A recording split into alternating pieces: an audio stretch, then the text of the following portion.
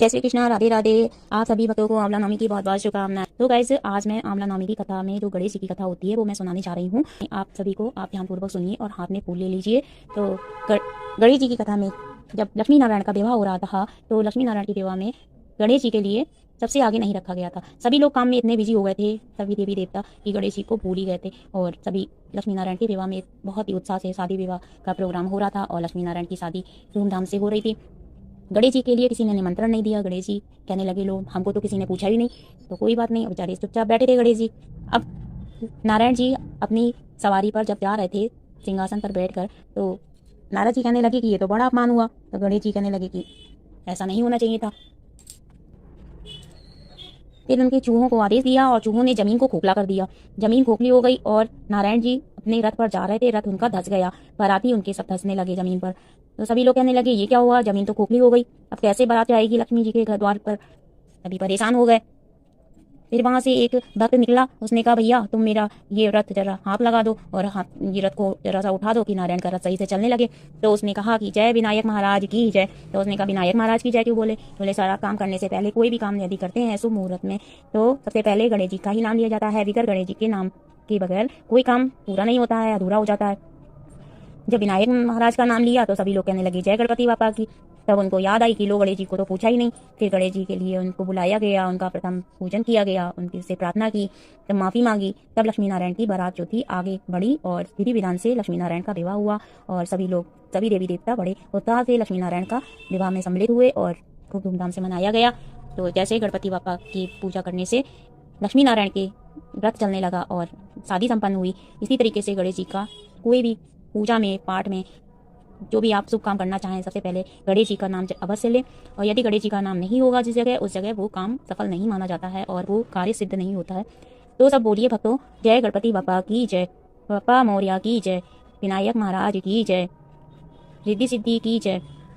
फिर रिद्धि सिद्धि की शादी गणेश जी से हो गई और फिर लक्ष्मी नारायण की शादी संपन्न हुई। तो गाइस, आपको ये कथा कैसी लगी? अगर अच्छी लगी हो तो प्लीज़ मेरे चैनल को सब्सक्राइब कीजिएगा, कमेंट कीजिएगा, ज़्यादा ज़्यादा वीडियो शेयर कीजिएगा। सो गाइस, मिलते हैं नेक्स्ट वीडियो में। Thank you, bye, Radhe Radhe. जय श्री कृष्णा, जय आंवला नवमी की जय, गणेश लक्ष्मी की जय और रिद्धि सिद्धि की जय। जय श्री कृष्णा, राधे राधे। आप सबको आंवला नवमी की बहुत बहुत शुभकामनाएं। आंवला नवमी की कथा सुना रही हूँ मैं। आंवला नवमी की कथा में आप सभी भक्तों को आंवले के पेड़ के नीचे पूजा करनी होती है।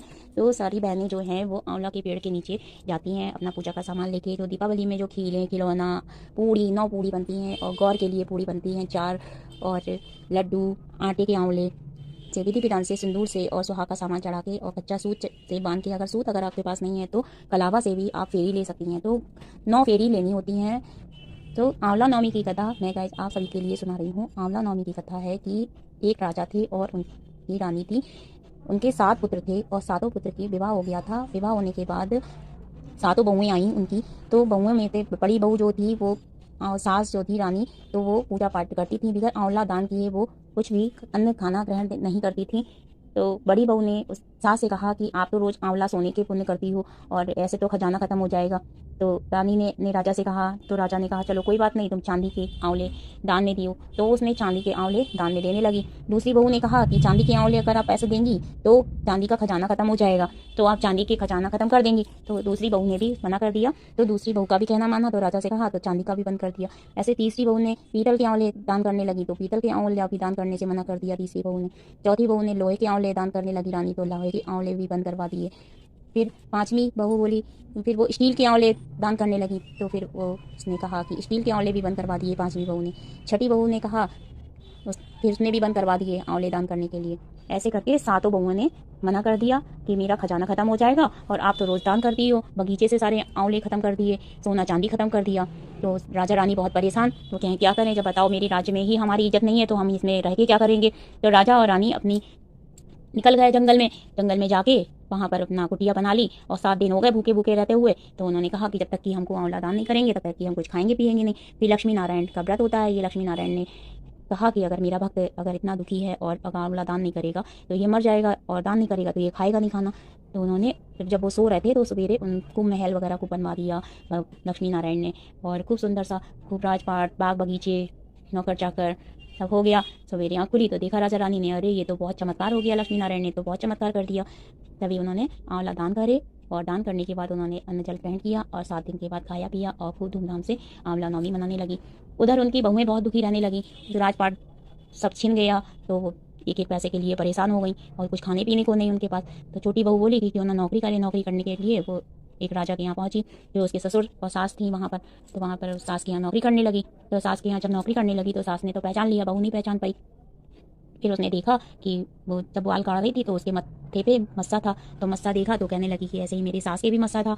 तो तभी वो रोने लगी। उसके रोने से 2 आंसू जो थे पीठ पर गिरने लगे उसके। तो सास उसने पहचान लिया रानी ने। रानी बोली कि क्यों रोती हो बहू, हाँ तुम हमारी बहू हो और तुमने आंवला के लिए मना किया था और मेरे देखो लक्ष्मी नारायण ने सब कुछ भर दिया, सब राजपाट हो गया। तो ऐसा है, सब लड़का बच्चों को बुला लो और यहीं पर रहो, सारा राजपाट संभालो। तो आंवला नवमी की कथा यही है कि इसी तरीके से जैसे आंवला नवमी महारानी ने उनकी सुनी, राजा रानी की, और उनकी लड़का बहू को आराम से रहने लगे, तो ऐसे ही सब पर ही कृपा करे लक्ष्मी नारायण। जय आंवला नवमी की जय। तो भक्तों, आपको कथा कैसी लगी? अगर अच्छी लगी हो तो प्लीज़ मेरे चैनल को सब्सक्राइब कीजिएगा, कमेंट कीजिएगा, ज़्यादा से ज़्यादा वीडियो शेयर कीजिएगा। सो गाइस, मिलते हैं नेक्स्ट कथा में। Thank you, bye, Radhe Radhe, जय श्री।